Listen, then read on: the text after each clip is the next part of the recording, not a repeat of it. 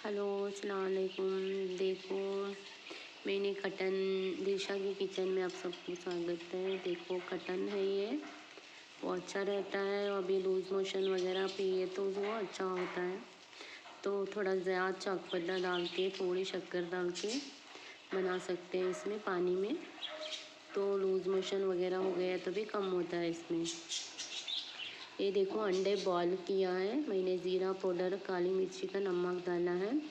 वो खेल तो अच्छा है, शुगर से भी कंट्रोल होती है इसमें। जिसको शुगर है उनको लाइक करो, शेयर करो। तो मेरे चैनल को भी लाइक करो, शेयर करो। ये अंडे उबाल के ऐसा नमक भी थोड़ा काली मिर्ची डाल के सवेरे सवेरे खा लिए तो उनको शुगर कंट्रोल रहती है। तो इसलिए आप लोग भी ऐसा किसको शुगर है उनको शेयर करो वो वीडियो। फिर मेरे चैनल को भी लाइक करो, प्लीज़ शेयर करो, लाइक करो। देखो